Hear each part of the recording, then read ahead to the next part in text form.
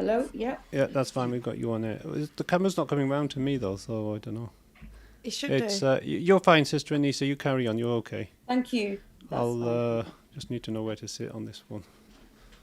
So I need to sit in this position. It's a bit strange here. Okay, that's fine. Sure. 10 seconds and we'll be on there. I'll introduce you, and then Sister Anissa's Alvina's with us as well, and then we'll take it from there. Okay, sure. إن الحمد لله والصلاة والسلام على رسول الله. Assalamu alaikum wa rahmatullahi wa barakatuhu. This is Radio Ramadan Wolverhampton, and you're listening live on 87.8 FM. This is In Conversation with Yusuf Shafi. And today we are being joined by Sister Alvina, who is with us. Assalamu alaikum, Sister Alvina. Wa alaikum salam, Yusuf. How are you? And we've got a guest over from Leicester, who is Sister Anissa Korolia. Assalamu alaikum, Sister. How are you? Walaikum salam. How are you, brother? All well, thank you. Very All well, mashallah. So the focus of today is to look at food, our interest, which is very relevant to the month of Ramadan, I think. So I've been joined today by Sister Alvina, who's my co-host, and we're going to be looking at food blogging, I think, food blogging. We've got Sister Anissa, who's going to be introduced by Sister Alvina now, because she knows a lot about it. Do I? I'll be testing you as well, Yusuf. Test me, by all means. Right, okay. Assalamu alaikum, Anissa, and thanks for joining us. But first of all, I just want to say is that if there's any food bloggers out there and they are looking to grow on their Instagrams as well, we've got the right person with us today. So if you're struggling to produce enough content and you're wondering which hashtags to use or whether to focus on posts or reels, we will have all the answers for you today. Now, while Instagram, as you know, is a great place to promote your food blog, it can also be a tricky platform to navigate, and no one knows that better than all food bloggers. Now, in today's show, we will seek to get some real answers to how to be a food blogger on Instagram, and we are doing it by asking our guest, our food blogger, Anissa Korolia. And also now, those who do know Anissa, she has a very great deal of success growing her Instagram account to over 94,000 followers. Did you know that, Yusuf? Wow, that is amazing, isn't it? 94,000. Yeah, and she does all that. That's very impressive, I must say. Yeah, she does all that by maintaining a very high engagement rate by showcasing enticing food photography and mouth-watering posts as well. So it's only natural that we would want to pick her brain today, don't you think? Definitely so. Well, the thing all I know about food is eating it. Right. And okay, that's you about and me it. both then. So I'm going to let you take more of the lead on today's interview. No problem at all. Now, for those of you who don't know, Anissa is on Instagram. That's Anissagrams. So you can follow her on there. Give her a follow from us as well and see what she's all about. And also, she's one of the hardest working, most creative people that I have known, looking at her Instagram account. Oh, thank you. Thank you. So she also happens to be a wonderful chef, and she is the author of this book. If I could just show it, I don't know whether it can be picked up. Yeah, a bit more to the right. Oh, go on. That's it. Yeah, because I can't see the camera. You can. But that's it. Perfect. Yeah? So I've actually got her book, guys, and this is fabulous. And guys, honestly, we're going to be talking about this very shortly as well. So she has developed this book. It's called the Ramadan Cookbook, and it's designed for everybody to go to their recipes, and it helps you kickstart your Ramadan and Eid celebration. So Anissa's going to kick up on that as well. So Anissa, welcome to Ramadan Radio Wolves. Oh, thank you so much, Sister Alvina, for having me. I'm really excited to be chatting to you this morning, both of you. Thank you. I'm going to start off by saying, first of all, Anissa, for people who don't know you, especially here in Wolverhampton, and want to get to know a bit more about yourself, can you tell us a little bit about yourself, first of all? Yes, sure. So my name is Anissa, and I started my food blogging, I'd probably say a good few years ago. So it was just on a humble channel, my Instagram, just sharing my, daily food that I make for my family. And I think my passion for food started growing up with a family of foodies, so I've always been into food. And then I used to work, and then I had my third child, and I decided to stop working and look after my children. I've got three children, and I'm Mashallah. from Leicester. Um, and then I think I always wanted to teach children baking, cooking. So I started doing that as well as some food blogging on my channels. And then I also started YouTube as well, because I had my friends telling me that you should also share recipes, because it would be really nice if we could just, follow what you're doing, just even like, how to cut an onion, for example. And you'd be surprised how many people actually, don't actually know what to do in the kitchen just with basic ingredients. Mm-hmm. So I thought that would be amazing, just to show people. And even if it's I think it's a life skill. And so then I started doing that as well. So I was at the same time of I was doing quite a few things. So I was obviously, like, making food for home, sharing that on my Instagram. Then I started YouTube, and then I moved on to um like cooking teaching people at home, adults and children. So it was all go for me for quite a few years. And so I think that's where it all kind of started, and we're here today now, um with the book, which, I really didn't know this was going to happen, and it was a dream of mine to actually have a book, but just, not knowing how to go about it. So when the Penguin publishers, approached me and came across with this idea, of course I had to take it. So yeah, I'm just really, really happy, and it's still a pinch me moment. Mashallah, Sister Anise, that sounds really amazing, and I think it's very impressive the way you've actually gone about describing that journey of yours. And often it's something we find which is fairly common in people who start with an idea, with a passion, Yeah, and then take it up to a point where they're now actually becoming professional at it, and they're producing books on it, and they're able to inspire yeah, others. And I think from our listeners' point of view, that is something which is very, very impressive, and I'm sure a lot of them would aspire to do something similar. I just want to ask yeah. you though, with regards to the whole issue of becoming a food blogger. I mean, yes, you have this passion for baking and cooking and all the rest, but what was the main inspiration besides your love of food that made you think, I, I'm going to put pen to paper and I'm going to produce a book on this now? Yeah, I think watching my mother, I think she always had a recipe book, and she's, obviously one of the most influential people in my life, along with my grandmother. So you can see that it started all from there. And she would always, when I was in the kitchen with her, she would say, if you want to ever make this in as you're growing up or in your life, have it written down. So, if you feel like making it, you've got it written. And you can also make it for your family. You can, I think that's probably where it all started. Just like being in the kitchen with them. And also, they didn't stop me making all the food. They didn't actually say, oh, you've made a mess or anything like that.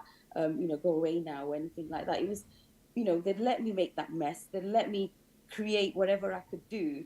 And they were very encouraging and never discouraged me.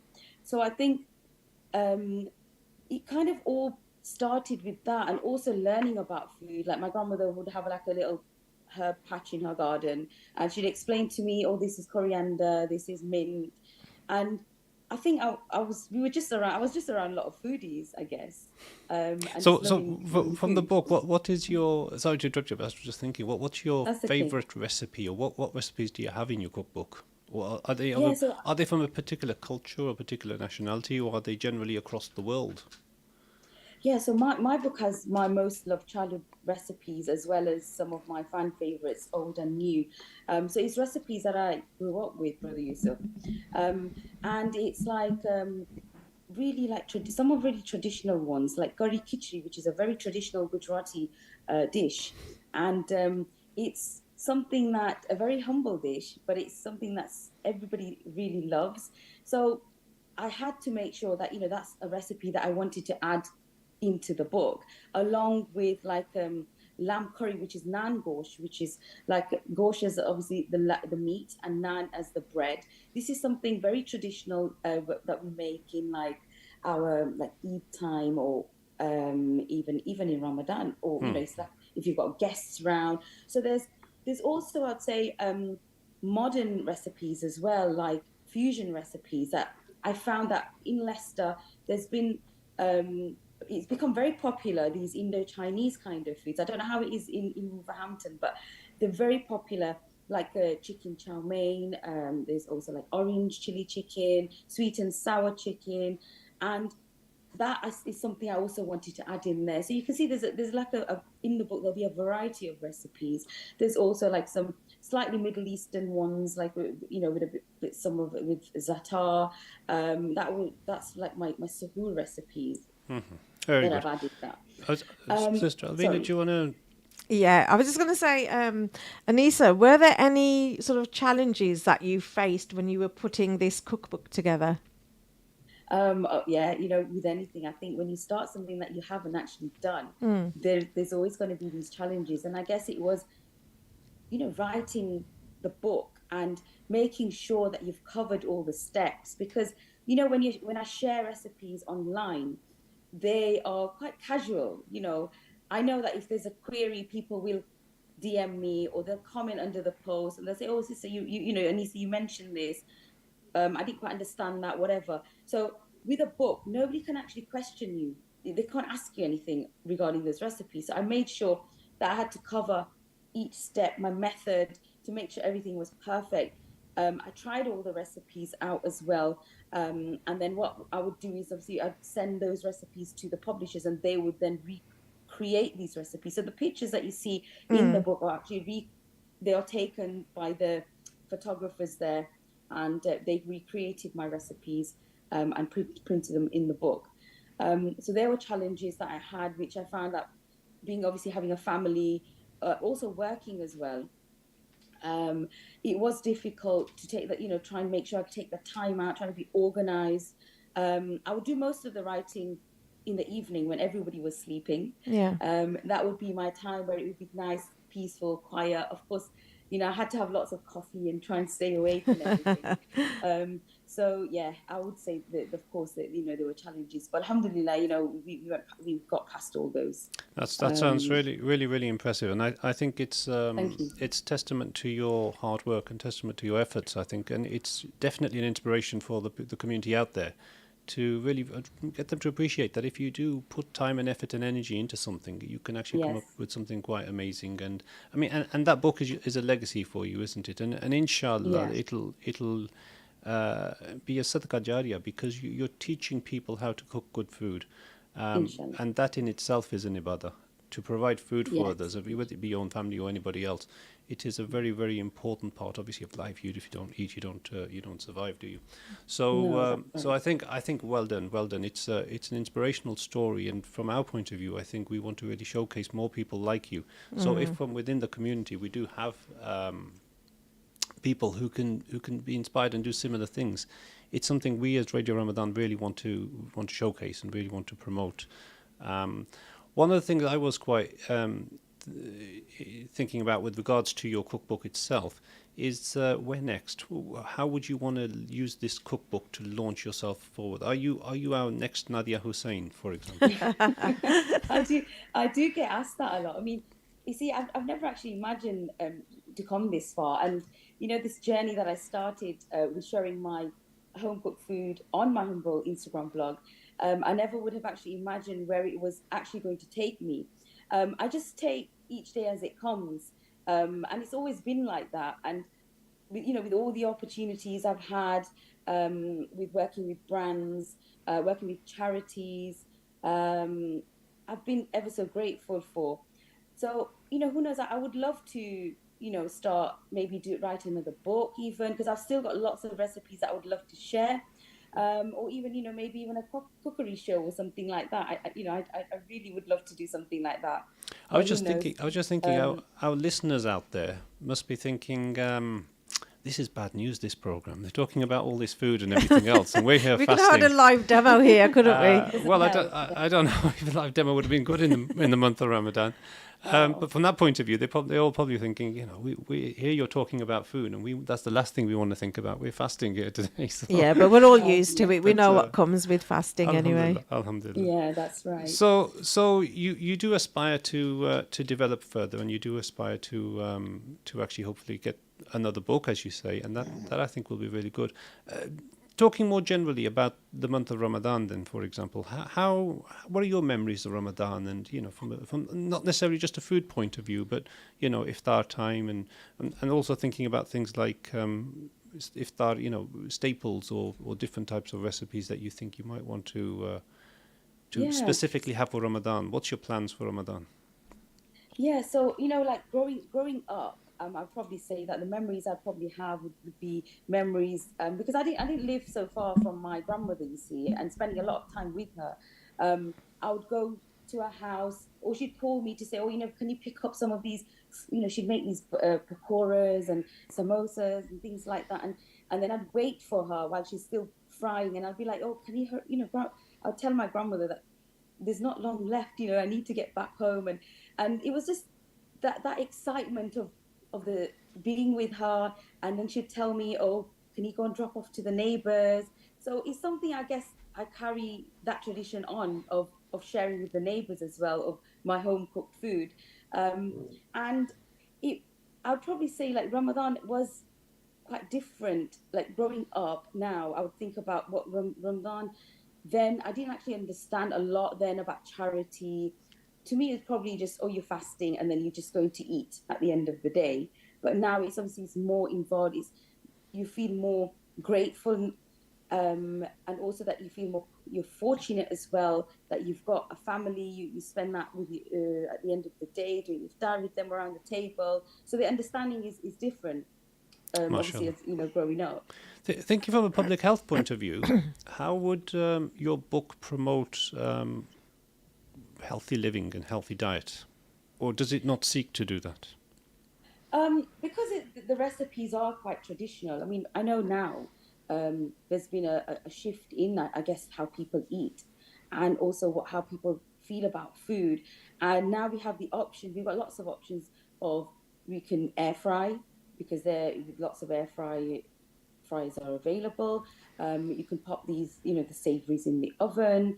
You can use less oil, maybe, there's lots of options. Again, like I'd say, I think before. But does your book actually target those options and mention them, or is it just for the individual to then decide a different way of frying, or a different way, it's using vegetable fat as opposed to animal fat, etc., using less salt or whatever? I would probably say it's more for the individual to decide how they feel and what they would like to do. I try to keep the recipes to what I know and how I grew up with, and the flavors and everything that I've known. But of course, people can tweak them. They can, whatever suits, whatever their diets are at home, they can most certainly just, adjust the taste, or, use a different method to what suits them. I mean, I'm aware of the fact that, you come from Leicester and here in Wolverhampton and throughout the Midlands and where you've got significant ethnic minority and Muslim populations, actually. I'm aware of the fact that there are some real significant issues around diabetes and real significant issues around heart disease.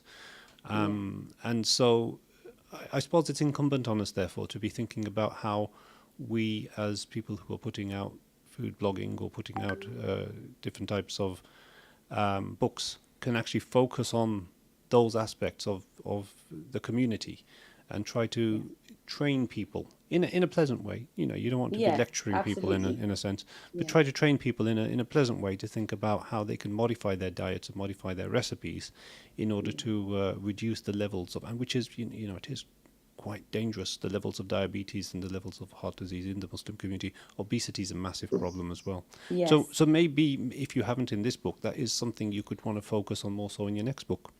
Yes, that's right. We have thought about that as well. So who knows, that would be something nice as well. I know that there's lots of books on air frying as well. So that would be a great book to write as well. Because I'm thinking the real magic would be trying to actually develop all those wonderful foods we have in our culture, but at the same time remaining healthy. because it's quite Yeah. hard to do both. Or maybe you would disagree. Maybe you would say it's not actually that difficult. You can do it.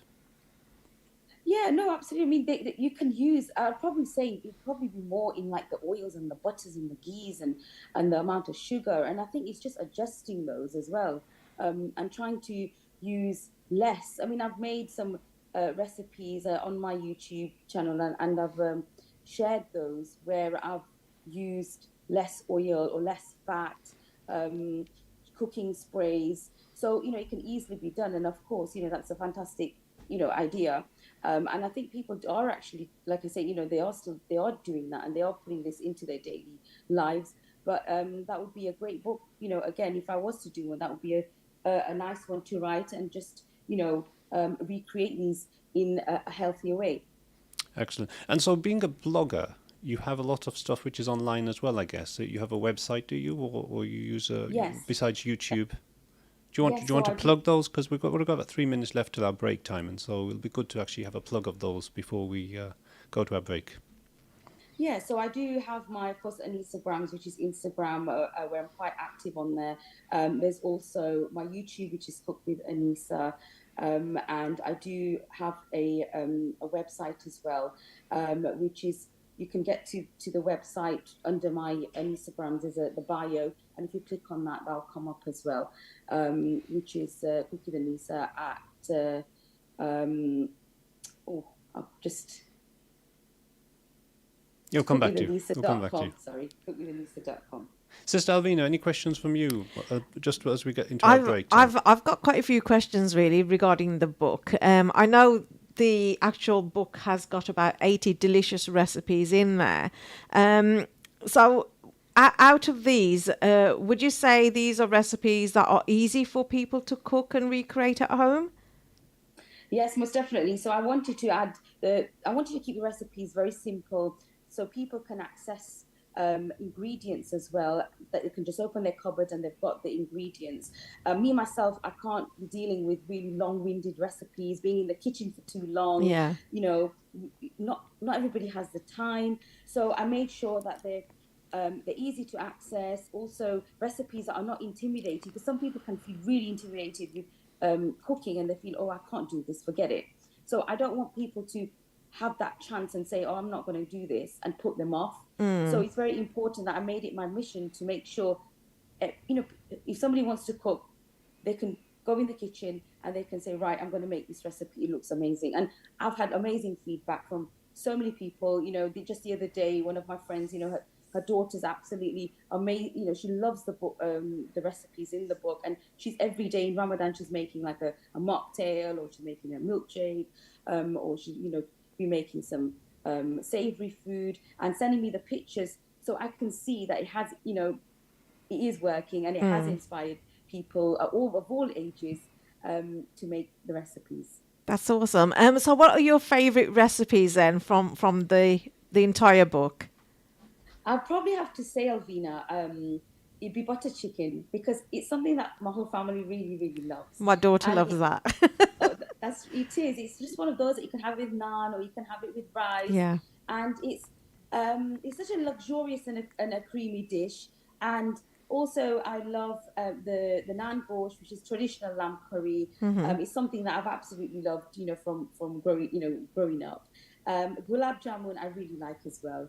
Obviously, they're just lovely treats. The gulab jamun is a nice treat to have for Eid, with a cup of tea or something, and it's really nice. And it's quite the kind of recipes I try to, even like, there's a Lamington recipe in there, and I'll just have to interrupt you, Sister Anisa. We're just sorry, coming up to our first ad break now, so inshallah you'll okay, be no joining us problem. after the break. So listeners, this is Radio Ramadan Wolverhampton, 78.8 FM, 87.8 FM as well. I'm all over the place with my FM today. 87.8 FM, and you're listening to us live as well online on Facebook and various other social media channels. This is In Conversation with Yusuf Shafi, being co-hosted today with Alvina Ali. We will carry on after the break, inshallah, and speak some more on these issues.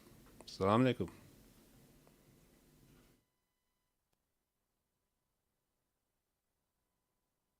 When you need to send money abroad, AK Money can transfer funds quickly and securely to Pakistan, India, Bangladesh, to anywhere in the world. Whether you're sending to family, for business, or for charity during this holy month of Ramadan, download the AK Money app and transfer from the palm of your hand, whilst enjoying competitive rates, zero fees, and an outstanding service. To chat with our support team in English, Urdu, or Punjabi, call 02031 502253 or click on akmoney.co.uk. Visit the new AK Windows head office showroom. It's where you can view their quality and affordable double-glazed windows, doors, roof lanterns and composite and bifolding doors in all colours, finishes and styles. Also for door lock and glass repairs too. For both trade and DIY, AK Windows have over 30 years experience in manufacturing and installing. So to arrange your free quotation, call 01902 421 500, click on akwindows.co.uk or visit at Eric Economic House, Salisbury Street, Wolverhampton, WV3 0BG. The death of a loved one is a very emotional and challenging time for the family members of the deceased. Al Mu'min Funeral Services have been supporting families across the UK since 2005. Their professional, experienced and quality service ensures the whole process from release from hospital to burial is taken care of respectfully and efficiently. They also specialise in worldwide repatriations, assisting to take loved ones to Pakistan, India, Bangladesh, Iraq or anywhere worldwide. almu'minfunerals.co.uk, your trusted funeral service.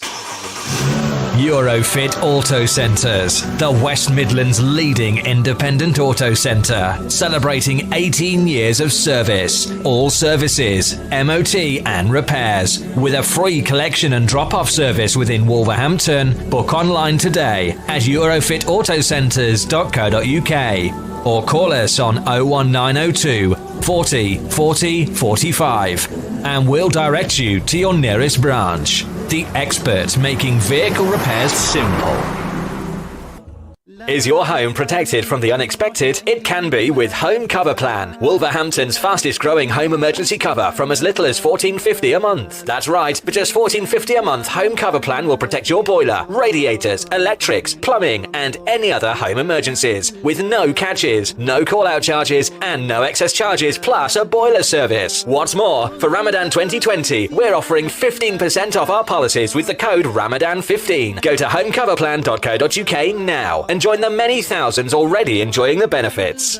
Mubi Base Electronics, specialist in car audio and home entertainment. Suppliers of leading brands, Samsung, Sony, and Panasonic. We supply and fit all car audio systems, top brands, Kenwood, Bose, and we're an authorized supplier of Vibe product. Visit our store online at mubibase.co.uk and order today for next day delivery. Mubi Base Electronics are proud sponsors of Wolverhampton Wanderers FC. Call us today for a free quote on 01902 754 546 and quote Ramadan 20 for 10% off. Follow us on Instagram and Facebook at Mubi Base Electronics, specialist in car audio and home entertainment.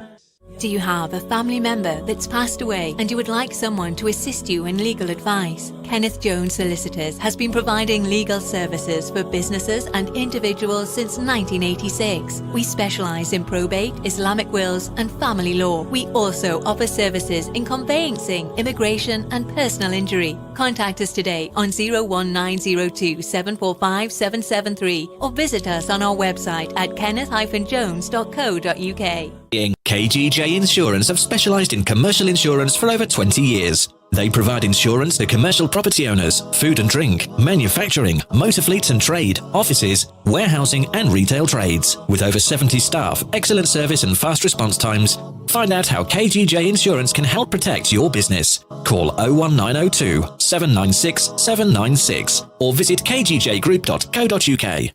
Khan Builders offer a full range of building services, from major rebuilds to small projects, home improvements, kitchen fitting, plastering, bathroom fitting, extensions and much more. We pride ourselves on providing a professional, caring and high quality service and always meet our customers' needs. Contact Khan Builders today on 07813 950 265 for a free quotation from Khan Builders. I can't go that far.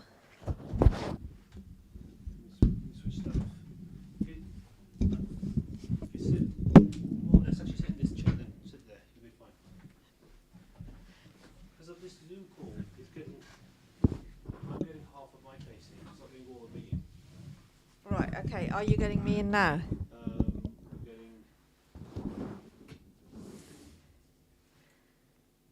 Yeah, that's better. Oh my God, the words are going out. Are we live? Midland Plastics and Plumbing Limited, your one-stop shop for home and bathrooms. A wide range of plumbing products and quality bathroom supplies in Wolverhampton. We supply underground drainage, guttering, roofing products, UPVC cladding and much more to the trade and public. This Ramadan we're offering 40% off all bathroom suites. Visit us online at midlandplasticsltd.co.uk or call us today on 01902 399 611, or why not visit in-store at Moore Street South, Wolverhampton, WV2 3JN. Security Guards UK are a national security services provider specialising in manned guarding for over 20 years. If you, your friends or family around the UK have an SIA licence and would like a flexible, full-time or part-time security position, simply go online and fill out an application form at www.securityguardsuk.com and send your CV to jobs@securityguardsuk.com or call us on 0800 028 I've been speaking to her in the first half of the show, and we've got her still online. Assalamu alaikum, Sister Anisa. Walaikum salam. You're back with Thank us. you. That's good. We had a bit of a glitch over the ad break, and I think people were listening to what we were saying in the break, which is fine, which is all good. Technical issues always part of the issue here at Radio Ramadan, aren't they? So, before the break, we were looking at your Ramadan cookbook, and we were discussing how the wonderful cookbook is all about supporting people to come up with wonderful ideas to enrich their dastarkhan, as it were, to enrich their kitchen and to provide wonderful, healthy meals for their family, which is critical at this particular time as well. One of the things that I want to touch upon, really, before I let Sister Alvina carry on with the remainder of the interview, is the whole issue around what's the word? The credit crunch and the whole issues we've got with financial, family not being able to afford as well. To what extent does your cookbook actually support the lower budgets? Yeah, so in the book, that the ingredients I'll probably say is something that most people would actually have, like the spices and everything in their kitchen. So it's nothing that's going to be out of the extraordinary, or something that's really going to be, what's that, or that's too expensive. So again, like they can tweak it according to the people, how many people are in their family. The ingredients are easy to find as well in local and Indian grocery shops as well. So I would probably say that there's not a lot. There won't be anything in there that I would probably say that, that's too much, or I can't afford to make that. Okay. Hopefully, inshallah, I would say. Sister Anisa, Sister Alvina, sorry. You Right, had a okay. question. Anisa, we've been talking about your lovely book, which I've got here in the studio as well. It's got 80 recipes. What we haven't said is, where is this book actually available? That's what we need to know. Yeah, of course. So I'd probably say the best place would be Amazon, and also the Works have the books as well, and most major supermarkets have got the books too. And there's some in Leicester. There's some local places in Leicester as well, like bookshops have got them as well. And Sainsbury's, Asda, I think Morrison has them too. Yeah. Okay, that's great. Now, going back onto cooking and being in the kitchen, have you had any biggest failures to date? I'd probably say it would be my bake. When it's to do with baking, Alvina. Yeah. I'm sure most people can relate. There's always going to be, in their lifetime, I'm sure they've had experiences like I have, where the cake's not risen, it's sunk in the middle, it's raw. I've done that. I've also, where the temperature's not been right, and I've not checked it, and then I'm trying to find out. I did it twice actually, because I used to take cake orders, and I pop the cake in the oven, and I'm thinking, why is the cake looking burnt on top and it's raw, or it's golden too much on top? And I threw the cake up. Obviously, I had to throw it away. As much as I don't like to waste ingredients, Yeah. It was all because I didn't check the temperature and I didn't check the settings.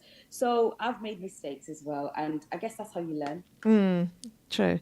I think it's a common fault with all of us, even, Yeah. you know. Oh, and burning the, when you're trying to, you're frying the onions for your curry. Yeah, doing the And turga like.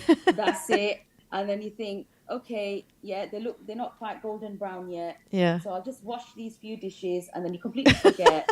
That's and cool. then you turn around, and they're actually all gone completely not, they're just burnt. So Sister Nisa, I've got a question there, because you've just raised something about frying onions, and this is actually, would you believe, this is a fairly important issue in the Shafi family at the Is it? moment. Oh, Yeah, okay. because there's a whole debate going on between me and my wife. You see, when I cook, I will throw the onions in with whatever I'm cooking. So, for example, if it's chicken or if it's lamb or whatever, I'll just throw the onions in and I'll mix it all up together, and that way the onions will get fried. Whereas she insists that's wrong. It has to be onions first. So, Yes, as the connoisseur, can you tell me, is it me or is it my wife who's I correct? would agree. No, I would agree with that. Sorry, Brother Yusuf.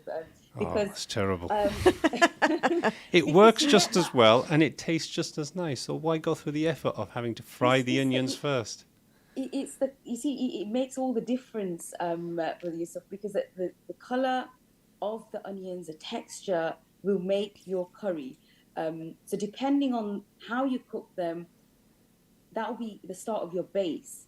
So I find that if you've got the golden color of your onions caramelized, then you add in for example, your meat, your chicken, whatever, lamb, and then the way I kind of make it is then let the water evaporate, then add in the spices, then you've got your tomato base going on.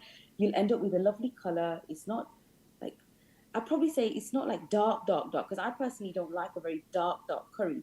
I like the redness, the orangey color inside, and I think it all depends on your onions. If you're going to end up with burning the onions, then you're going to end up with quite a dark colored curry. And if you're going to cook the onions later on, I find that the onions are kind of not disintegrated, and you kind of see them swimming around. I don't know about you. No, my onions disintegrate properly. Do they? When I just bung it all in, give it a good stir for half an hour, doing the bunang as it's called, Okay. and thereafter it's fine. But yeah, okay. What can I Great. say? If the experts are telling me I'm wrong, then I'm wrong.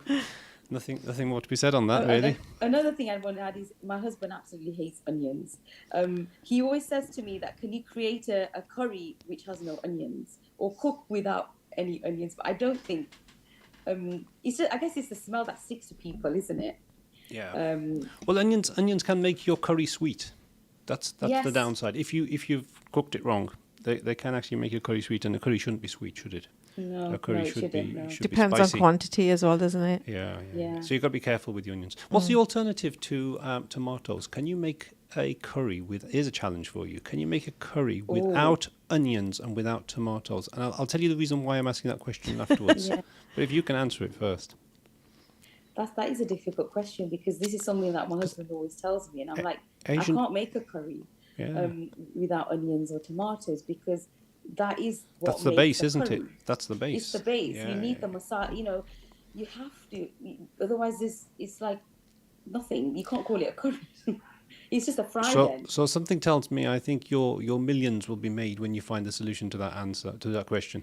The reason being, onions are generally okay, but tomatoes, there's a significant number of people who are allergic to tomatoes, and they Right. get told by doctors and whoever else, avoid bright coloured food to eat, and tomatoes Right. is obviously an example of that. Red peppers is another example.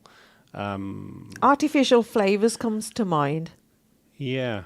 You know, like they do with crisps and flavouring. Maybe we Yeah. could, something like that Some towards. Could there be Yeah. maybe an alternative? I don't know. To, like, you get onion powder. If people have an issue with, like, or they don't like the onions. Or I think something, onions but are generally okay, but tomatoes Yeah. is something that people have allergic reactions to. And so if somebody could find a recipe without tomatoes, then I think we'll have to look into. Yeah, there you I'll go. have to There's a definitely look challenge for into you. The that. next time we speak, maybe you'll come back and tell me. I'll have to get on that. Yes. There you go. Right. Okay. Anissa, going back then to your lovely cookbook, as everybody appreciates you and the love for your work as well, how do you plan for the food and the drink photo shoots, and what kind of equipment do you use? Now, I know to publish the book itself, you says that you've got the book publishers to do that, but when you're doing your own Instagram posts and things, how do you go about preparing for the photo shoots, and what sort of equipment do you use? Okay, so I'd probably say when it's YouTube, it's a bit more involved because that takes a bit longer. You need the lights. Obviously, we've got the camera. There'll be like a preparation going on in there with regards to the ingredients, setting it all out, making sure I've got like the table runner, etc. for the decor. Light is everything. Obviously being in England, it's not. Unfortunately, we're not always blessed with great sunlight, so that makes all the difference. So we have to kind of manipulate that. And with regards to like Instagram, that's quite casual, but again, yes, sometimes we do need the light, and it's. I used to buy lots of cutlery before Alvina, and trying to. This is, I guess, earlier time when I started my YouTube, but then I think I cut down now because obviously, how many like plates and dishes am I going to kind of like keep and have? I don't actually have a lot of space, so it's kind of I kind of just try and use what I have. I'll be honest with you, and also. A lot of people I find they like close up of food more than the pretty looking, pictures with like the flat lay. I probably would say, because I know that was very popular at one point, with all the food on the table and like decor and things. But I have noticed there has been a change, and a lot of people just like to see the food in the pot, and what's going on. It just looks more tantalizing, more tasty, I guess. And it's like it looks like they're about to eat it. So it has changed, I guess, with photography. But those are kind of the things that we need. And I don't think I've used anything else apart from that. Okay, brilliant. So there you go, listeners. You found out the secrets on how to click these drool-worthy food photographs from our one and only Anissa. Right, okay. So, Anissa, which 3 famous personalities would you invite to dinner? Oh, okay. I don't mind. I like Mary Berry. Oh, yes. I've always liked her stuff. I also like Gary Rhodes. It's a shame he's not here. I'd probably say Jamie Oliver. Oh, right, yes. Jamie Oliver is one of my favourites. If none of those are available, I'm sure we would be more than happy from Radio Ramadan to turn up at any time. So don't feel inhibited from asking us at any stage as well. No, of course, inshallah, you're more than welcome. Also, I'd want to say is, with regards to the Indian cooking, my inspiration came a lot from the Indian Delights book. I'm not sure if you've heard of that book, but it's probably like the Bible, like I would say, of cooking Indian food. I think that's a South African cook. But yeah, that book was amazing, and I think that book really inspired me. Right, okay. The other thing I wanted to ask you as well, which food blogger or chef would you want to collaborate with, or have you ever thought about collaborating with someone? There are lots, Sister Rina, online, I'd probably say. A lot of them are in South Africa. I just find their style of food is very relatable to me. So there are Instagram bloggers. I'm thinking in Leicester if there's anybody local to me, but I can't actually think off the top of my head. Most of them just come to mind in South Africa. And again, I think everybody's just so busy to kind of collab, especially being Ramadan. Yes, yeah. Okay. But, I was just going to say on that, actually, with regards to the Indian subcontinent, I mean, it's a whole continent, as the name suggests. And I'm sure there's lots of inspiration to be got from, for example, the western side of it, where you've got the Peshawari foods and the Balochi foods, and on the eastern side of it, where you've got the Bengali foods, and the southern side, where you've got the Tamil foods and the North Kashmiri foods and all the rest, and of course, where you're from, Gujarat, which is right in the middle, more or less.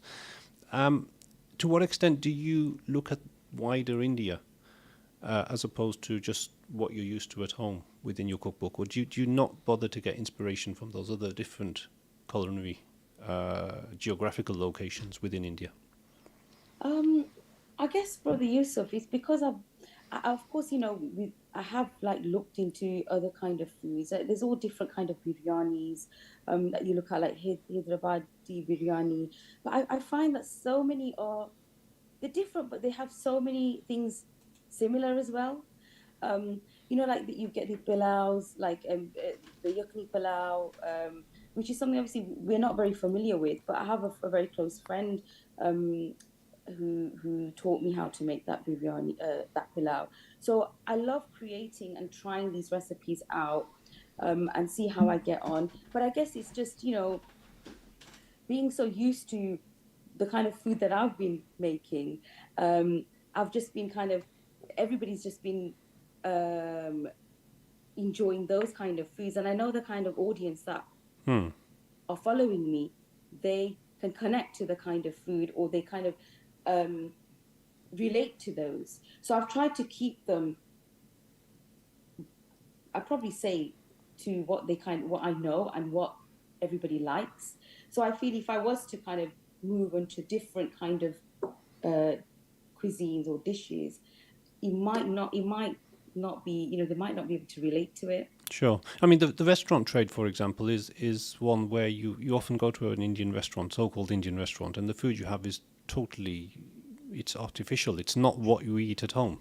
It's not what we're used to, and it's been made sort of in a weird way. You think, and sometimes I've been around the back and seen the kitchens, and you just shudder to think of the way they actually put it all together. So we're represented by a restaurant industry here in the UK, which I think isn't reflective of our true culture or food. Home cooking. Yeah, it isn't, is it, from that point of view? So to what extent do you actually, in your book, actually move away from that typical restaurant type food and focus more so on the home cooking? Yeah, I think there's just something different about home cooked food. Even though some of the recipes in there, you could probably find them in restaurants, again, like butter chicken or basmati rice, biryani. So you could find them, but I wanted people to kind of like, yes, that's there. Restaurant food is available, but to make these foods at home and enjoy those, because you just know what goes in them, don't you? You just, like you say, you don't know what's happening in the back of the kitchen, and I guess it's more satisfying as well. I've got to agree with that, because I remember like when obviously practicing Ramadan, and when the fast comes to an end, at the end of the month, I always take some cooked food in, and it's home cooked food for my work colleagues, and my non-Asian colleagues who taste the food say, oh, this food tastes a lot different than it does when you're having it at a restaurant, and say, well, this is the difference of having it homemade. And then it's amazing how many people ask for the recipe as well. So now I'm going to flag up this book. Yeah. Thank you. So thank you for that. Anissa, did you ever think that you would become such a successful blogger when you first started? Not at all, Alvina. I really didn't know what I was, to be honest, where I was going or what I was actually doing. I mean, when I started this, the videos I would probably say are quite cringy, so I wouldn't really want to look back at the YouTube videos or even the ones I did earlier. But I would probably say just keeping at it, staying consistent. I mean, not every day is the same. Obviously, I've had times where you just think like, oh, I don't think I can do this anymore, and it can get a bit overwhelming trying to keep going, trying to keep your page consistent. But it's okay, to have a break, of course, and important not to give up. I still try, to stay grounded as well. There's lots of amazing bloggers that do amazing things as well, and it's like support from my family, of course, who kept me going, especially my husband, who's been, I'd probably say it's been a team with me and him from day one. Yeah. And he's always been pushing. So if there's been times where I've just felt like I can't, this is too much, or I can't do this, he's always been there to say, it's fine, it's okay. You need somebody. I think it's really important to have that support. I mean, I get it, not everybody has that. It can be difficult, but it's my family, I guess, who've kept me, my children, my parents, my in-laws who live nearby as well. So it's been they've been really, really, really good. Oh, that's good to really hear. help. Yeah, you need that support Teamwork. sometimes, don't you? Yeah, definitely teamwork. Right, okay. So what's the one recipe that you would like to share with our readers from your lovely book? Oh, I'd say there's a few in there that I would love to share. I'd probably say a very easy recipe. It's different to the traditional type of samosa. Okay. Of course, the one in the book, Alvina, is sweet corn and potato, which is wrapped in a tortilla wrap. Oh. Which is of course easily available. Doesn't take long to cook. Of course, you can fry, bake, air fry, whatever you like to do. You can fill them with the chicken filling, lamb filling, beef filling, vegetable, whatever you like. So that's something I'd probably say, just with a handful of ingredients. It's budget friendly as well, which is great. So I'd probably say that potato, sweet corn, tortilla samosas. Okay. Also, I know we all have cravings and stuff. So what are your midnight cravings then? I think people who know me know that I like, I've got a sweet tooth. I do normally go to my, get like, the waffles delivered. So I'd probably say it'd be like a dessert that I would really crave for sometimes. So yeah, it would be ice cream with hot waffle with some strawberries and chocolate. Okay, and my final question. So what are your future plans then? I know we've talked about you perhaps having your own cooking show maybe. Yeah. Have you got any other sort of big plans that you've got, or like a second book that Yusuf was talking about as well? I mean, what does the future hold for you in the next 5 years? I would like to see myself maybe having a cookery show, definitely, Alvina, something. I'd love that. Again, a book would be amazing, because I've got I'd love to do another book. Who knows, it could be just like a dessert book, cakes and biscuits, maybe a book like we discussed as well. That would be really nice. So yeah, definitely something like that. Okay, and so what will your message be then to our listeners who want to become food bloggers like you then? I definitely say that wherever you have a passion about, definitely start. You've got to start. Don't leave it till the next day. You don't really, if you want to become a food blogger as well, there's not much. You just need, I forgot to mention, when you asked about what kind of things that you need when I'm doing my videos, so it's just sometimes just a camera phone, which I use.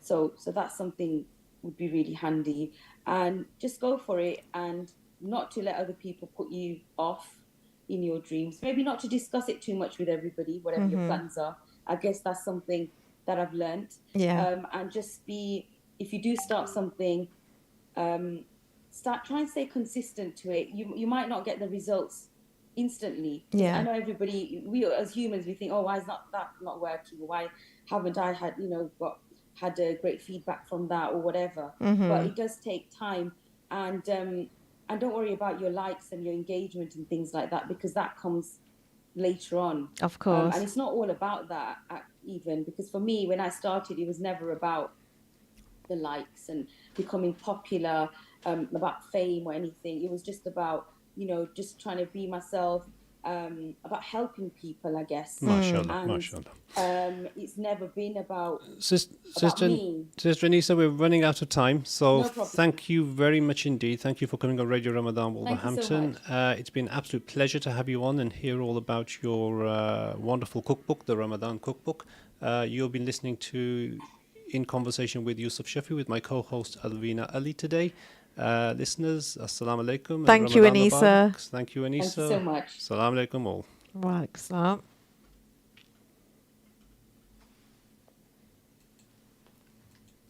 When you need to send money abroad, AK Money can transfer funds quickly and securely to Pakistan, India, Bangladesh, to anywhere in the world. Whether you're sending to family, for business, or for charity during this holy month of Ramadan, download the AK Money app and transfer from the palm of your hand whilst enjoying competitive rates.